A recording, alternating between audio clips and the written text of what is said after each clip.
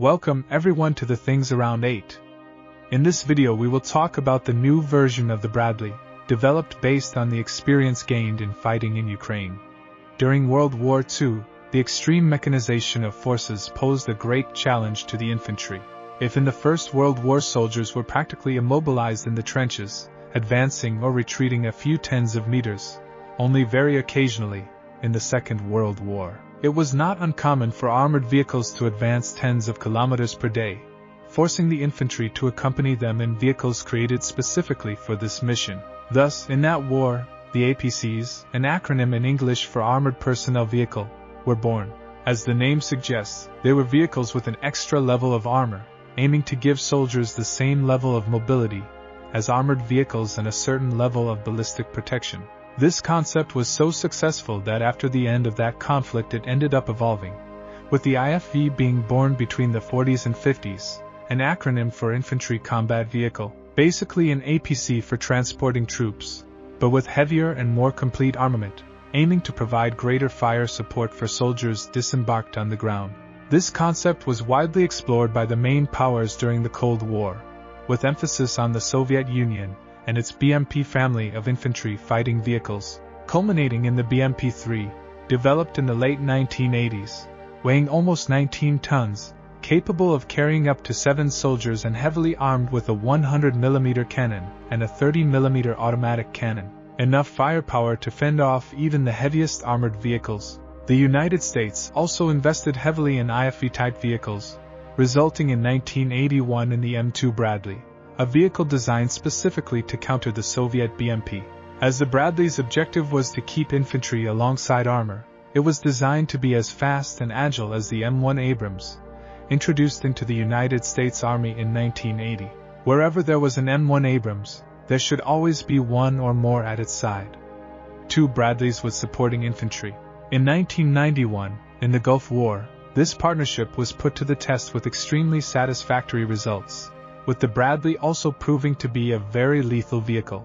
And in fact, the Bradley destroyed more Iraqi vehicles and armor than the M1 Abrams itself. Experience gained in the Gulf War and later in the 2003 invasion of Iraq led to the development of more modern variations, resulting in 2022 in M2A4 and now in 2024 in M2A4E1, with updates and modernizations across all your systems. Developed based on combat experience gained during the Russian invasion of Ukraine.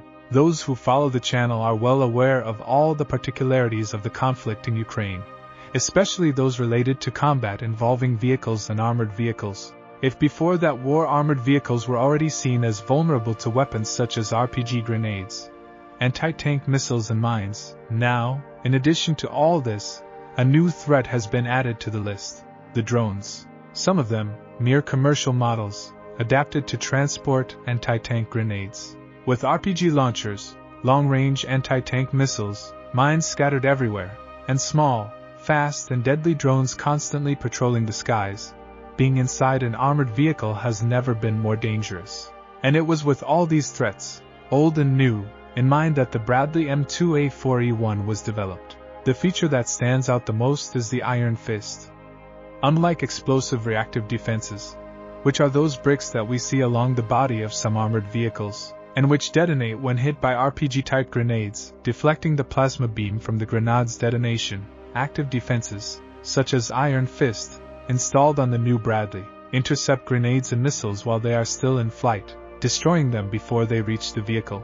According to the Israelis at Elbit, the makers of the Iron Fist, the system, in addition to intercepting grenades and missiles, is also capable of intercepting small, lethal drones armed with anti-tank grenades, thanks to a set of radars that cover all angles of the vehicle, constantly alert for any approaching threat. So no matter what is thrown at the new Bradley, Iron Fist will intercept it before it can hit him.